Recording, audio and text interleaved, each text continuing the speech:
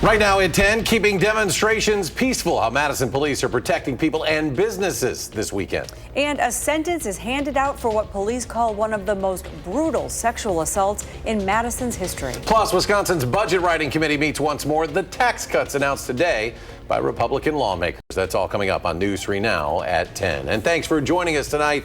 I'm Eric Franke. And I'm Sarah Carlson. We begin tonight with breaking news. A federal judge has issued a restraining order directing President Trump to return control of the National Guard to California. Now, that order takes effect tomorrow at noon. It says the deployment of the Guard was illegal and both violated the 10th Amendment and exceeded the president's statutory authority. The White House had no immediate comment on the ruling. It is not clear how the order will change the situation on the ground. Israel has attacked Iran's capital, targeting nuclear and military sites. This comes as tensions have reached new heights over Iran's rapidly advancing nuclear program. The Trump administration had been preparing for an attack, already pulling some diplomats from Iraq's capital and offering voluntary evacuations for the families of U.S. troops in the wider Middle East.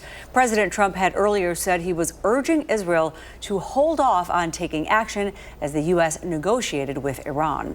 And protests against the Trump administration's ICE policies continue across the nation. And demonstrations have started here in Madison. Today, a group of protesters gathered on the frontage road near the Beltline. A banner drop had been planned on the nearby overpass, but police told demonstrators they were not allowed on that span. And the Madison Police Department is planning for a busy downtown this weekend. The No Kings rallies have gained national attention after protests sprang up in Los Angeles. A rally is expected to take place here in Madison Saturday. Our Tanisha Shaw talked to the police chief about the ways they plan to keep everyone safe. Organizers are calling Saturday the nationwide Day of Defiance. The Women's March and other groups are hosting nonviolent demonstrations called No Kings rallies. This is happening in the midst of protests against ICE that are making headlines in Los Angeles and as close as Milwaukee. Let's be clear.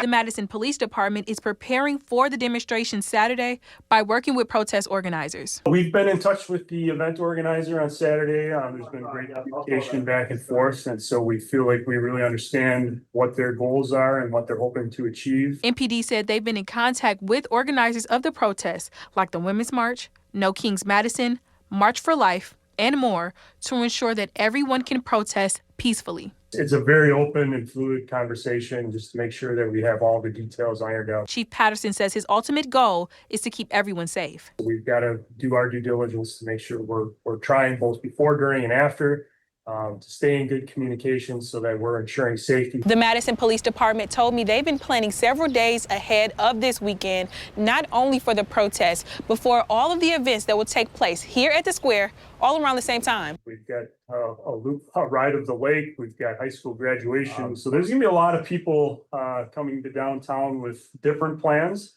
But we're ready for all of them. As protests continue to take place across the country in different states, he's not anticipating anything similar to the LA protests or the 2020 protests in response to the death of George Floyd. I hope we never see days like that again. That was a very challenging time for all of us, for everyone in our community. So we're not anticipating anything in that regard. So. Reporting in Madison, Tanisha Shaw, News 3 Now.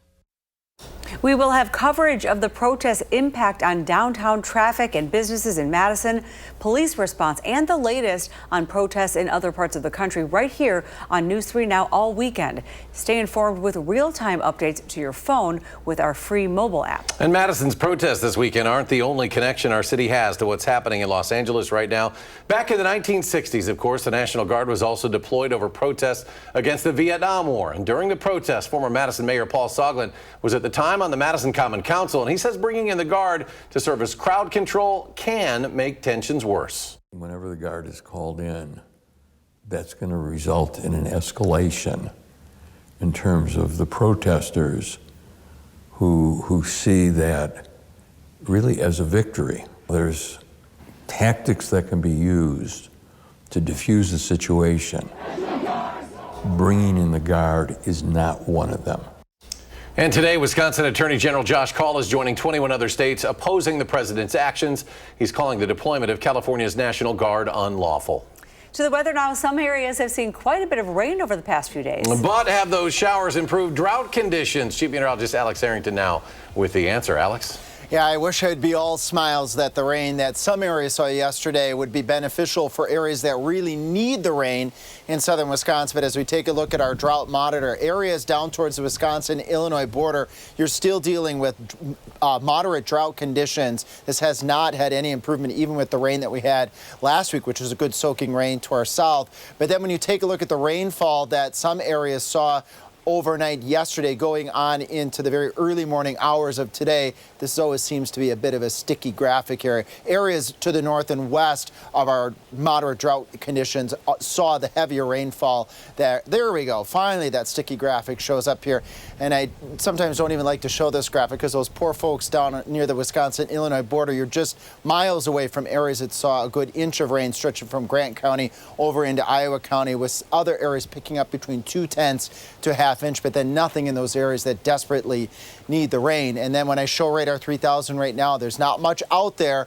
Coming up in Maine weather, we're going to discuss the widespread rain chances that we were forecasting earlier this week have gone into different areas, and the reason why. That's coming up in Maine weather. And also, when can we expect better rain chances that I'm hopeful will give rain to areas that need it? All right, Alex, thank you. The undocumented immigrant falsely accused of threatening to assassinate President Trump walked out of jail today. Ramon Morales Reyes had been in ICE custody ever since federal agents first picked him up in Milwaukee, believing he had written a letter plotting to assassinate the president. However, investigators say he was framed. A judge set his bond earlier this week, with the family raising enough money to pay it. Brandon Thompson will spend 30 years in prison for assaulting and raping a young woman in downtown Madison in 2023. It started with Thompson drinking at a bar in Fitchburg on September 2nd of 23. Later that night, surveillance video shows him getting pulled over by Fitchburg police, then reportedly trying to follow at least 2 other women. Then he found the victim, followed her, tried to get ahead of her in his car, and then on foot. It was very brutal. It was very violent. It was very predatory. I think it's very clear what he was doing that night, and he was looking for a victim. In what was described by officials as one of the worst sexual assaults in recent memory, the victim says, quote, "I did feel like I'd lost something, been tainted." The charges against an Oregon swim teacher accused of groping students have now been dismissed. James Miker was charged with 3 counts of second-degree sexual assault of a child stemming from allegations that he groped children at the Oregon community pool back in 2022. A motion from the prosecution dismissed those charges. Miker was first tried in November. However, a jury deadlocked and a mistrial was declared. He went back on trial last month, but the jury again deadlocked and another mistrial was declared. Just moments ago, lawmakers wrapped up an hours-long debate over the state budget. And Republicans at the Capitol introduced a new tax cut that could save you money. Political reporter Will Keneally has the details. This tax cut has been a lightning rod for the state budget process. Now, the back and forth between Republicans and Democrats has slowed down the budget process for a couple of weeks now, and we finally got details on the tax cut plan on Thursday. Glad to be having the opportunity again to cut taxes today. The tax cut Republicans introduced today are targeted to a couple of different groups. It's important if you're going to build a proper budget for the state of Wisconsin that you both invest in priorities and work to return money to the hardworking taxpayers. It would expand the state's second lowest tax bracket to $67,000 for married filers or to $50,000 for single filers. That means more people will pay a lower income tax rate for their state taxes. Again, these are average, hardworking people in our state that'll benefit from our tax cut. This has been part of an ongoing debate in the state capitol between the Republican state legislature and Wisconsin's Democratic governor. Governor Evers was not available to speak with reporters after an event earlier today, but Democrats argued that an earlier vote to keep some of the costs of school funding on local districts will increase what Wisconsinites have to pay. We want to make sure that working people can succeed, but I think it's getting harder and harder for working families and seniors to be able to afford their home and their property taxes when they keep on having to go to referendum simply to get a basic service of state government, which is a good public school. Now, also Thursday, lawmakers approved another proposal that would allow retirees to deduct the first $24,000 of their retirement income from their state taxes.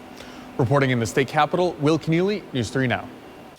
And lawmakers will continue to work on the state budget. The next couple of weeks, they traditionally finish the 2-year spending plan by the end of June. Well, after the break at 10, tragedy in India. Hundreds lose their lives in a plane crash Somehow, one man survived. And a senator is forcibly removed from a Homeland Security press conference. This as protesters continue to take to the streets in Los Angeles.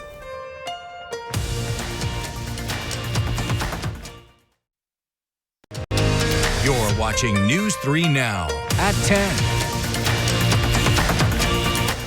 Welcome back. A plane headed from India to the United Kingdom crashed this afternoon just after takeoff. More than 240 people were on board. Only one man survived. A doctor at a nearby hospital told the Associated Press he treated the passenger, saying he was disoriented and had multiple injuries, but appears to be out of danger. The Boeing 787 went down after a Mayday call. A team from the National Transportation Safety Board is now heading to India to assist in that crash investigation. At a news conference in Los Angeles, U.S. Senator Alex Padilla of California was detained by the Secret Service after he spoke out of turn. The incident comes amid protests against ICE deportations in the streets of L.A. Erica Brown is in Washington with more. California Democratic Senator Alex Padilla spoke out shortly after he was forcibly removed from a Department of Homeland Security news conference about ICE immigration raids in Los Angeles. If this is how the Department of Homeland Security responds to a senator with a question, you can only imagine what they're doing to farm workers, to cooks, to day laborers out in the Los Angeles community and throughout California and throughout the country. Lawmakers on Capitol Hill reacted to the incident during which Padilla was detained after he audibly identified himself as a senator. There can be no justification of seeing a senator forced to their knees, laid flat on the ground, their hands twisted behind their back, and being put into restraints. It is beneath a U.S. senator. They're supposed to lead by example, and that is not a good example. We have to turn the temperature down in this country and not escalate it. Homeland Security Secretary Kristi Noem on Thursday pledged to continue to enforce the Trump administration's immigration crackdown as protests approach the 1-week mark. We are not going away.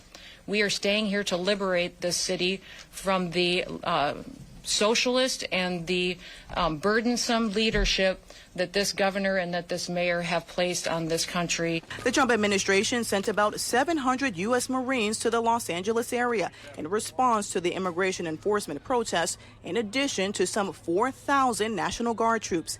In San Francisco, a federal judge heard arguments in California Governor Gavin Newsom's lawsuit seeking to restrict use of the military sent to his state. Erica Brown, CBS News, Washington. The White House issued a statement in part reading, quote, "It's telling that Democrats are more riled up about Padilla than they are about the violent riots and assaults on law enforcement in L.A." And President Trump continues to clash with California and other areas, this time over tailpipe emissions. Today, the president signed a measure to block California's rule phasing out the sale of gas-powered cars. The rule was designed to force the move to electric vehicles. The state's attorney general says he will challenge the measure, calling it retaliation against California. The federal government's actions are not only unlawful, they're irrational and wildly partisan, and they come at the direct expense of the health and the well-being of our people. And the president also taking aim at Fed Chair Jerome Powell, saying that inflation is under control and that interest rates should be cut. Well, there's still some chances for rain over the coming days. And Chief Meteorologist Alex Harrington joins us now with your Father's Day weekend forecast, Alex. Indeed, I have that. Father's Day weekend is going to be mostly on the dry side until we get a little bit later on Sunday, leading up to that isolated rain chances, isolated shower, isolated thunderstorm chances are possible. Friday going on into Saturday, better rain chances next week. More on this in a moment, because I know that there are viewers tuning in that really want to know, when can we get some good beneficial rains for my home? And I will show that to you in just a moment here.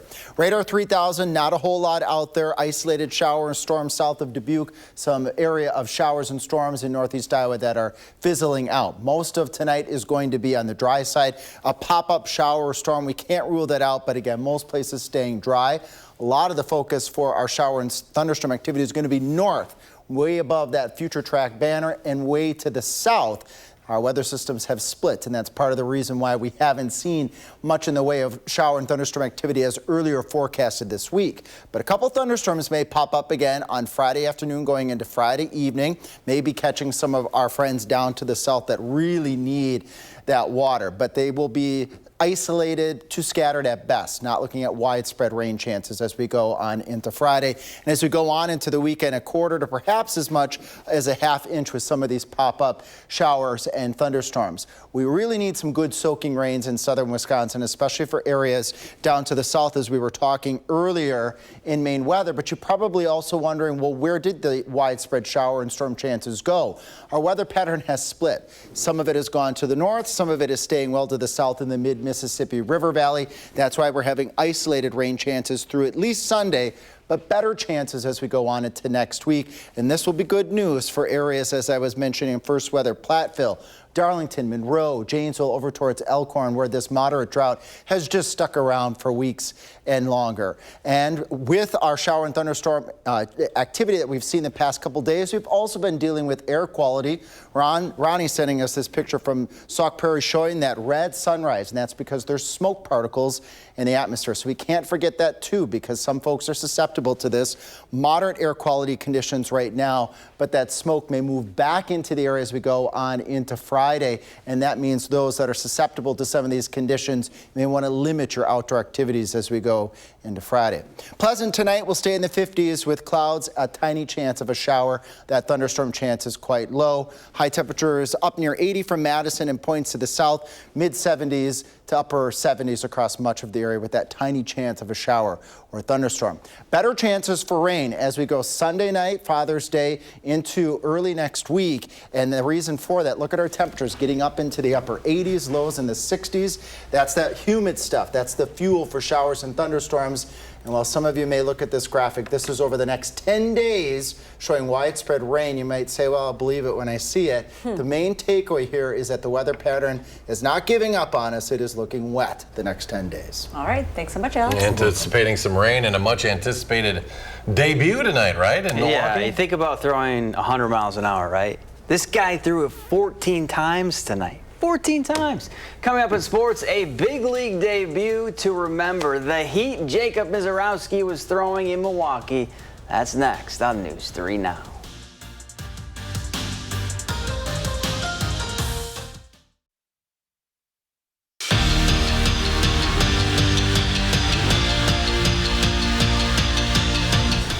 This past series for the Brewers wasn't a good one, losing 2 of 3 from the Braves, but it was for Madison native and former West Regent Drake Baldwin. Atlanta's rookie catcher returned to his home state and played in front of his friends and family for the first time as a major leaguer. And as Andrew Banster found out, it was a homecoming to remember for Baldwin. When Drake Baldwin made the Atlanta Braves big league roster, being this close to home, it's special. There was one series that he and many others in Madison had circled. I had a bunch of other people circle this series as well and be like, hey, we're gonna come watch you in Milwaukee. So it was definitely something I looked at pretty early in the year. And to come full circle, his baseball journey brought him back to where it all began. This is a stadium that I came to when I was younger to watch the Brewers. I was a Brewers fan growing up, so it's pretty special to come back and get to see a bunch of friends and family, and it's really cool to play here. As the Braves starting catcher, with his family and friends in the same seats that he used to sit in. Walking in with Sale before the game and just seeing all my family sitting behind the dugout and cheering me on, it's a feeling that I haven't really experienced yet, and it's a cool one. Baldwin is the second Madison West alum ever to reach the major leagues, and it seems like he's gonna stick around. You see those awards on social media growing up, and it's something you always kind of dream to achieve one day. But for now, the reigning National League Rookie of the Month takes it a day at a time. I mean, I said earlier, I said Culver's hits different in Wisconsin, so I'm going to try to get out there. Savoring the little things when in Wisconsin. At American Family Field, Andrew Banster, News 3 Sports. Well, speaking of the Brewers, they were opening up a series with the Cardinals tonight, and it was Jacob Misiorowski's major league debut, and the Miz was bringing the heat. 5 innings, 5 Ks, and didn't give up a hit. Mom loving that, and he loved the run support he got in the 5th inning. Crew put up 5 in the frame, including this 2-run blast from Jack Centurio. Brewers win it 6-0 the final.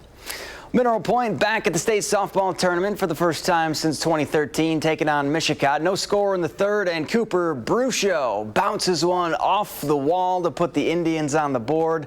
Now, the Pointers had their chances, but they couldn't just figure out Kieran Sanford. She struck out 11 as Mineral Point falls in the semis, 5-0 the final. Down in Division 5, Belmont took care of Ithaca in their semifinal matchup to advance to Saturday's championship game. The Braves will look to add to their school's trophy case and bring home their first state softball title since 2019. Let's kick it. Girls Division I sectional semifinal soccer. Oregon hosting Waunakee, and Addison Worth had it going on. After giving the Panthers the lead in the first half, she doubles it in the second with a right-footed rainbow over the keeper. Oregon moves on to the finals with a 4-0 win. And that's it for sports. Alex is back with one last look at your forecast after the break. Tonight, the character I identify most with is Lester Miserable. The Late Show's all new. CBS Tonight. Coming up on News 3 Now this morning, plan your summer getaway. The morning team is taking a look at what guests can expect when they plan a visit to the Grand Geneva Resort and Spa. Well, the second oldest male Asian elephant in North America will celebrate his 60th birthday at the Houston Zoo this month. Thailand, known affectionately as Thai, has spent, get this, 45 years at the zoo. Thai is the oldest breeding male and the second oldest male in the Association of Zoos and Aquariums population. So he's the father also of 6 elephants in the herd.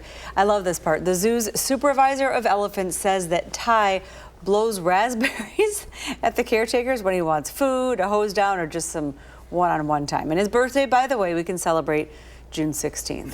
After blows all these raspberries. years. He knows exactly how to get their attention after all these years. Alex is back. Final check of the forecast. Couple showers tonight, a couple showers and thunderstorms. Can't rule that out on Friday. Most places are staying dry, but I do have better rain chances in the forecast after a really nice Father's Day weekend overall. Can't rule out again a chance of a shower or storm. Better storm chances are going to come into the picture as we go Father's Day night, so Sunday night lasting into the middle of the week. Those showers and thunderstorms are going to be fueled by warm and humid conditions, and that means we have good chances for heavy rain, and some places, like areas down towards the Illinois border, they need the heavy rain. And a good day on Father's Day. And a good day on Father's Day. Dry for the most part on Father's Day. Perfect. Thanks, Alex. Alex, thank you. Thanks for joining us for News 3 Now at 10. The Stephen Colbert Show is coming up next. And our next newscast is coming up tomorrow, and we're always streaming 24/7. Have a good night, everyone.